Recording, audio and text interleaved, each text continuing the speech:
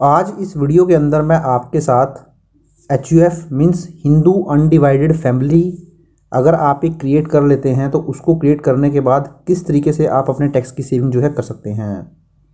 तो इस वीडियो के अंदर मैं बहुत सारी चीज़ें जो है इसके अंदर कवर करने वाला हूं, जैसे कि आप इसको जब क्रिएट करेंगे तो क्या क्या डॉक्यूमेंटेशन इसके लिए चाहिए, कब क्रिएट कर सकते हैं इसको, किस तरीके से टैक्स सेव कर सकते हैं, और फाइनली मैं आपको एक प्रैक्टिकल एग्जांपल भी दिखाऊंगा लास्ट में। उस प्रैक्टिकल एग्जांपल के बाद आपको ये क्लैरिटी हो जाएगी कि किस तरीके से जो है आप टैक्स की सेविंग एक हिंदू अनडिवाइडेड फैमिली को बनाकर कर सकते हैं। तो चलिए डिटेल में अपनी वीडियो को हम शुरू करते हैं। तो देखिए, सबसे पहले तो अगर मैं डेफिनेशन की बात करूं या मीनिंग की बात करूं हिंदू अनडिवाइडेड फैमिली के बारे में, तो ये हिंदू अनडिवाइडेड फैमिली होती क्या है। तो देखिए दोस्तों, जैसा कि आप जानते हैं, जब आप इनकम टैक्स के प्रोविजंस में जाते हैं, अगर आप एक इंडिविजुअल हैं तो आपको पता ही होगा इनकम टैक्स के अंदर बहुत सारे बेनिफिट्स आपको दिए जाते हैं, डिडक्शन आपको दी जाती हैं, एग्जम्पशंस आपको दी जाती हैं, रिबेट्स आपको दी जाती हैं। तो उन डिडक्शन, एग्जम्पशंस और रिबेट्स का बेनिफिट लेकर आप एक ऑर्गेनाइज्ड या लेजिटिमेट तरीके से अपने टैक्स को कम कर लेते हैं, अपने टैक्स को बचा लेते हैं।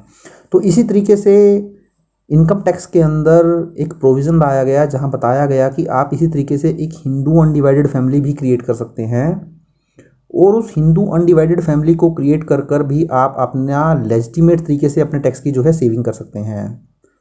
तो जब हम बात करते हैं हिंदू अनडिवाइडेड फैमिली, तो हमारे दिमाग में ज़रूर ये आता होगा हिंदू अनडिवाइडेड फैमिली मीन्स अगर आप एक हिंदू हैं रिलीजन के, तो आप ही केवल इसको जो है बना सकते हैं हिंदू अनडिवाइडेड फैमिली। लेकिन ऐसा नहीं है दोस्तों, क्योंकि जो हिंदू अनडिवाइडेड फैमिली है वो गवर्न की जाती है हिंदू लॉ बोर्ड के द्वारा, और इस हिंदू लॉ बोर्ड के अंदर जो जो कवर होते हैं, देखिए हिंदू तो कवर होते ही होते हैं, इसके अलावा जो जैन्स होते हैं, हमारे जो सिख भाई होते हैं, बुद्धिस्ट होते हैं, तो ये भी जो है इस डेफिनेशन के अंदर कवर हो जाते हैं। तो कहने का मतलब ये है, अगर आप एक जैनी हैं, सिख हैं या बुद्धिस्ट हैं हिंदू के अलावा, तो आप भी एक हिंदू अनडिवाइडेड फैमिली क्रिएट करके अपने टैक्स की सेविंग जो है कर सकते हैं।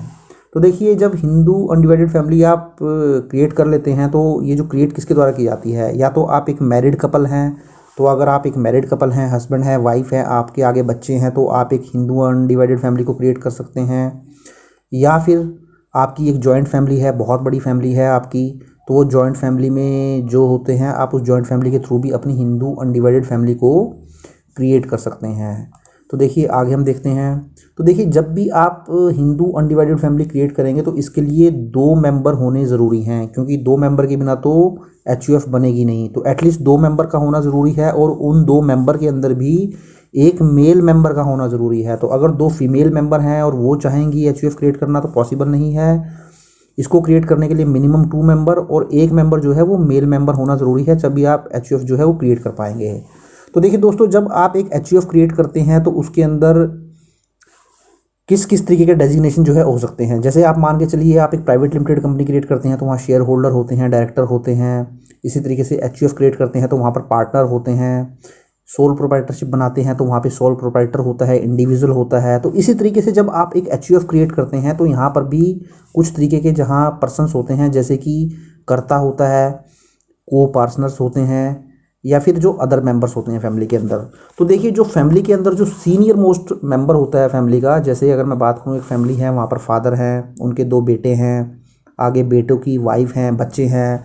तो उस फैमिली के अंदर जो दोस्तों फादर होते हैं, वो फादर ही हमेशा जो है फैमिली के कर्ता कहलाते हैं, और वो जो कर्ता होते हैं वही सारे डिसीजन जो है HUF को लेकर करते हैं। कोई जैसे उसको क्रिएट करने का डिसीजन लेना, बैंक अकाउंट ओपन कराना, उसको ऑपरेट करना, बैंक अकाउंट को, सिग्नेचर वगैरह जो है जहाँ पर भी करने पड़ेंगे।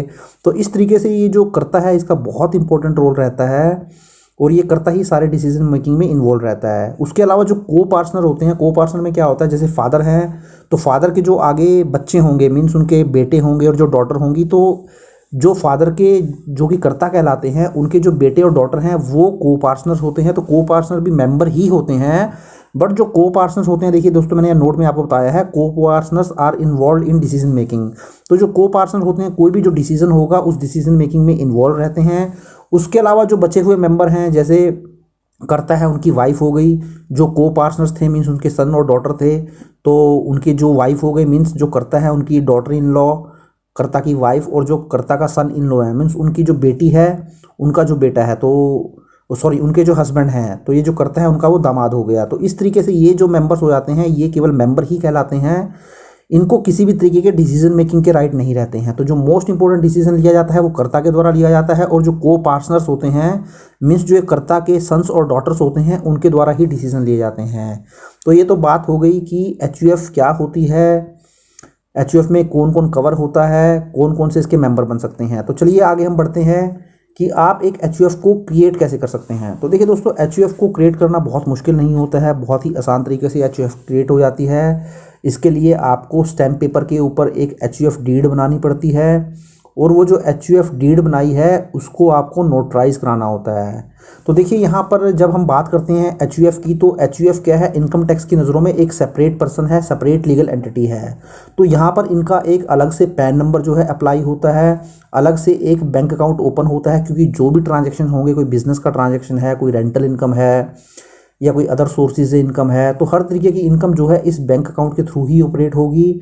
तो यहाँ पर एक अलग पैन नंबर जो है अप्लाई करना पड़ेगा हिंदू अनडिवाइडेड फैमिली को क्रिएट करने के लिए, क्योंकि हिंदू अनडिवाइडेड फैमिली अपने आप में एक सेपरेट पर्सन है। तो चलिए आगे हम देख लेते हैं। तो अब हम बात कर लेते हैं टैक्सेशन की। तो टैक्सेशन जो है किस तरीके से इसके ऊपर लगता है। तो देखिए सबसे पहले तो मैं आपको बताता चलूँ कि हिंदू अनडिवाइडेड फैमिली एक सेपरेट लीगल एंटिटी है, क्योंकि जो इसके मेंबर होंगे, कर्ता होगा, जो कर्ता के आगे सन्स और डॉटर हैं, को पार्टनर हैं और अदर मेंबर हैं, वो अपने आप में एक अलग पर्सन है, वो अपने इंडिविजुअल हैं। अपनी आईटीआर तो वो फाइल करेंगे ही करेंगे, साथ ही साथ जो एचयूएफ होगा उसकी आईटीआर भी जो है इनको फाइल करनी पड़ेगी। तो इसके लिए इनको सेपरेट पैन नंबर जो लेना पड़ेगा। तो जब वो सेपरेट पैन नंबर लेंगे तो इसका मतलब ये है कि उस एचयूएफ की इनकम भी सेपरेट होगी, उसके ऊपर जो टैक्स बेनिफिट मिलेंगे, डिडक्शन मिलेंगे, एग्जम्पशंस मिलेंगे, वो भी उसको अलग से मिलेगी, तो अलग से उसको टैक्स पे करना पड़ेगा। तो इसलिए इसके सेपरेट पैन लेने की वजह से, ये सेपरेट लीगल एंटिटी होने की वजह से, तो इसके जो टैक्स ऑब्लिगेशन होंगे, जो इंडिविजुअल हैं, फैमिली के जो मेंबर हैं, उनसे डिफरेंट होंगे। तो नॉर्मली क्या होता है, जो इंडिविजुअल होता है या एचयूएफ होता है दोस्तों, वो सिमिलर सेम ही रहते हैं। इनको जो टैक्स बेनिफिट दिए जाते हैं इनकम टैक्स के अंदर, वो सेम ही दिए जाते होंगे। तो अक्सर आपने देखा भी होगा, हमेशा यूज़ किया जाता है वर्ड इंडिविजुअल और एचयूएफ। जब अगर आप इनकम टैक्स में पढ़ते हैं, कुछ सेक्शन पढ़ते हैं, तो वहाँ पे आपको हमेशा देखने को मिलेगा इंडिविजुअल और एचयूएफ, क्योंकि इंडिविजुअल और एचयूएफ को लेकर जो टैक्स की लिमिट होती है, जो टैक्स स्लैब होते हैं, बेनिफिट्स होते हैं, लगभग सेम ही होते हैं। तो यहाँ पर भी जैसे एक इंडिविजुअल के ऊपर ओल्ड टैक्स रिजीम का स्लैब लग जाता है, न्यू टैक्स रिजीम का स्लैब लग जाता है, इसी तरीके से जो हिंदू अनडिवाइडेड फैमिली है इसके ऊपर भी टैक्स स्लैब ही एप्लीकेबल होता है। और यहाँ पर जो इसकी एग्जम्पशन लिमिट होती है वो 2.5 लाख होती है। जैसे ओल्ड टैक्स रिजीम के अंदर क्या होता है कि अगर आप एक सीनियर सिटीज़न नहीं है तो जो लिमिट रहती है वो 2.50 लाख की लिमिट रहती है। तो 2.5 लाख तक कोई टैक्स नहीं लगता है। 2.5 लाख से 3 लाख तक 5 लाख तक जो है वो 5% लग जाता है। 5 से 10 आपका 20% लग जाता है, और अबाउट 20 जो है वो 30% लग जाता है। तो वही टैक्स स्लैब जो है हिंदू अनडिवाइडेड फैमिली के ऊपर भी एप्लीकेबल होता है। बट यहाँ फ़र्क ये रहता है कि जो हिंदू अनडिवाइडेड फैमिली है उसको किसी भी तरीके की रिबेट नहीं मिलती है, क्योंकि अगर आप एज एन इंडिविजुअल जब अपनी आईटीआर को फाइल करते हैं और आपकी टोटल इनकम 5 लाख क्रॉस नहीं करती है, तो जो 2.5 लाख से लेके 5 लाख तक आपका टैक्स लगता है 12,500, उसकी आपको रिबेट मिल जाती है सेक्शन 87A के अंदर। बट हिंदू अनडिवाइडेड फैमिली को इसकी रिबेट नहीं मिलती। हाँ, बट जो टैक्स एग्जम्पशन रहती है 2.50 लाख तक की, वो इनको ज़रूर मिलती है। उसके अलावा जितने भी टैक्स बेनिफिट होते हैं, सेक्शन 80C की डिडक्शन हो गई, इनको मिल जाती है। सेक्शन 80D की डिडक्शन इनको मिल जाती है। 80G की डिडक्शन मिल जाती है। उसके अलावा जो कैपिटल गेन की एग्जम्पशन मिलती है सेक्शन 54 और 54F के अंदर, वो भी जो है एक हिंदू अनडिवाइडेड फैमिली जो है क्लेम कर लेता है। तो देखिए एक प्रैक्टिकल एग्जांपल जब मैं आपके साथ शेयर करूंगा तो उससे आपको ज़्यादा क्लैरिटी मिल पाएगी कैसे आप एक हिंदू अनडिवाइडेड फैमिली करके क्रिएट करके अपना टैक्स जो है बचा सकते हैं। तो सबसे पहले तो हिंदू अनडिवाइडेड फैमिली को क्रिएट करने का पर्पस ही क्या होता है दोस्तों, हिंदू अनडिवाइडेड फैमिली को क्रिएट करके आपकी जो भी इनकम होती है सैलरी के अलावा, आप उस इनकम को डाइवर्ट कर देते हैं हिंदू अनडिवाइडेड फैमिली की इनकम में। तो देखिए इस प्रैक्टिकल एग्जांपल से मैं आपको बताऊंगा और एक नोट भी आपको दिखाऊंगा, तो आपको ज़्यादा क्लैरिटी हो जाएगी। तो देखिए एग्जांपल मैंने यहाँ पर लिया है, एक मिस्टर राम है। तो जब मिस्टर राम ने हिंदू अनडिवाइडेड फैमिली जब तक नहीं बनाई थी, तो वो उनका कुछ जो टैक्स लगता था और उनकी इनकम इस तरीके से थी। जैसे उनकी सैलरी थी एक 20 लाख रुपीज़ की, उनकी एक रेंटल इनकम भी आती थी, कुछ एंसेस्ट्रल प्रॉपर्टी थी उनकी, तो उससे जो इनकम आती थी वो भी इनको आती थी, तो वो इनके हेड में ही टैक्सेबल हो जाती थी। तो इस तरीके से उनकी ग्रॉस टोटल इनकम जो है 30 लाख रुपीज़ हो जाती थी। तो यहाँ पर देखो उन्होंने 80C के अंदर इन्वेस्टमेंट किया था 1.50 लाख, 80D के अंदर 50,000 की उन्होंने मेडिक्लेम पॉलिसी ली थी, तो टैक्सेबल इनकम आ गई 28 लाख रुपीज़। इस तरीके से अगर वो ओल्ड टैक्स स्लैब में जाते हैं तो उनका जो टैक्स टोटल बन जाता है वो देखिए 6,78,600 का टैक्स बन जाता है। तो उसके बाद मिस्टर राम को किसने एडवाइस किया होगा कि आप एक हिंदू अनडिवाइडेड फैमिली को बना लीजिए, क्रिएट करवा लीजिए, तो उससे आप बहुत टैक्स जो है वो बचा लेंगे। तो देखिए उसके बाद मिस्टर राम ने हिंदू अनडिवाइडेड फैमिली क्रिएट करने के बाद किस तरीके से टैक्स बचाया। तो देखिए जब उन्होंने हिंदू अनडिवाइडेड फैमिली क्रिएट कर ली तो जो सैलरी की इनकम थी वो तो उनकी ही रहेगी, क्योंकि जो हिंदू अनडिवाइडेड फैमिली है, यहाँ मैंने देखिए बताया भी है, हिंदू अनडिवाइडेड फैमिली की हर एक इनकम हो सकती है एक्सेप्ट सैलरी। तो सैलरी की इनकम नहीं होती है हिंदू अनडिवाइडेड फैमिली को, उसके अलावा उनकी कोई रेंटल इनकम हो सकती है, जैसे कोई प्रॉपर्टी है तो उसकी इनकम जो है हिंदू अनडिवाइडेड फैमिली में चली जाएगी। कोई बिजनेस आप शुरू करना चाहते हैं तो वो बिजनेस जो है हिंदू अनडिवाइडेड फैमिली के नाम से कर सकते हैं। कोई इन्वेस्टमेंट आप करना चाहते हैं शेयर मार्केट के अंदर तो वो आप हिंदू अनडिवाइडेड फैमिली के नाम से कर सकते हैं। क्योंकि दोस्तों इनकम टैक्स के अंदर जो भी इन्वेस्टमेंट होती है, जो भी टैक्स कैलकुलेट होता है, या जो भी पर्सन को आइडेंटिफाई किया जाता है उसके पैन नंबर से आइडेंटिफाई किया जाता है। तो उस पैन नंबर पे आप बिजनेस कर सकते हैं, इन्वेस्टमेंट कर सकते हैं, सब कुछ जो है उसके ऊपर कर सकते हैं। तो इसी तरीके से आप एचयूएफ के नाम से कोई एफडी क्रिएट कर सकते हैं बैंक में, जहाँ पे आपको अदर सोर्सेज की इनकम आएगी, या शेयर मार्केट में आपने शेयर्स ले लिया वहाँ डिविडेंड की इनकम आएगी। तो हिंदू अनडिवाइडेड फैमिली को हर तरीके की इनकम जो है वहाँ पे डाइवर्ट की जा सकती है, केवल सैलरी की इनकम को छोड़कर। तो देखिए जब एक हिंदू अनडिवाइडेड फैमिली को क्रिएट कर लिया गया तो जो सैलरी की इनकम थी वो मिस्टर राम की रह गई। उसके बाद जो उनको रेंटल इनकम आ रही थी 10 लाख की, देखिए वो रेंटल इनकम को इन्होंने डाइवर्ट कर दिया हिंदू अनडिवाइडेड फैमिली की इनकम में। तो अब वो जो इनकम थे उसके दो पार्ट हो गए, 20 लाख रुपीज़ की इनकम हो गई और एचयूएफ की हो गई 10 लाख, तो टोटल हो गई 30 लाख रुपीज़ की इनकम। तो देखिए एक बेनिफिट इन्होंने क्या ले लिया, तो मिस्टर राम जो इन्वेस्टमेंट कर रहे थे 1.50 लाख और 50,000 की, वो तो इन्होंने की ही की। उसके बाद हिंदू अनडिवाइडेड फैमिली को क्रिएट करने के बाद भी इनको एक बेनिफिट मिल गया एक्स्ट्रा डिडक्शन करने का। तो जैसे मैंने आपको बताया था एचयूएफ क्रिएट करने के बाद, देखिए स्लाइड में मैंने आपको बताया था एचयूएफ क्रिएट करने के बाद भी आप जो है 80C के अंदर इन्वेस्टमेंट करते हैं 1.50 लाख की, 80D के अंदर मेडिक्लेम लेते हैं, 80G के अंदर डोनेशन देते हैं, तो वो सारे ही बेनिफिट एचयूएफ को भी मिलेंगे। तो मिस्टर राम ने क्या किया, एचयूएफ क्रिएट करने के बाद 80C के अंदर एचयूएफ के नाम से डिडक्शन कर दी, जो कि उनके मेंबर को बेनिफिट मिलता है। इसी तरीके से 80D के अंदर मेडिक्लेम ले लिया, जो भी मेंबर्स होंगे एचयूएफ के उनके लिए मेडिक्लेम लिया गया होगा। तो इस तरीके से देखिए यहाँ पर जो 18 लाख और 8 लाख की इनकम आ गई, तो इनकम भी जो है यहाँ पर जो 28 लाख की टैक्सेबल इनकम थी वो 26 लाख की रह गई, क्योंकि यहाँ पर 2 लाख रुपए का एचयूएफ को इन्वेस्टमेंट का बेनिफिट भी मिल गया। तो इस तरीके से देखिए मिस्टर राम की जो टैक्स लायबिलिटी आई दोस्तों वो आई 3,66,600 रुपीज़, और जो एचयूएफ की टैक्स लायबिलिटी आई वो आई 75,400 रुपीज़। तो जो टोटल टैक्स लायबिलिटी हुई वो हुई 4,42,000 रुपीज़। तो देखिए आप कितना फ़र्क हो गया, जब मिस्टर राम ने एचयूएफ क्रिएट नहीं की थी तो उनका जो टैक्स बन रहा था वो बन रहा था 6,78,600, बट जब उन्होंने एक एचयूएफ क्रिएट कर ली तो उनका जो टैक्स हो गया वो हो गया 4,42,000 रुपीज़। तो टैक्स की सेविंग कितनी कर ली मिस्टर राम ने पूरे साल में एचयूएफ क्रिएट करके, 2,36,600 की टैक्स सेविंग कर ली। तो मोटा मोटा आप बोल सकते हैं 20,000 रुपये महीना का 20,000 रुपीज़ पर मंथ की टैक्स सेविंग कर ली मिस्टर राम ने एचयूएफ को क्रिएट करके। तो इस तरीके से देखिए दोस्तों, जब आप एक हिंदू अनडिवाइडेड फैमिली को क्रिएट कर लेते हैं तो आपको इस तरीके से टैक्स की सेविंग हो जाती है।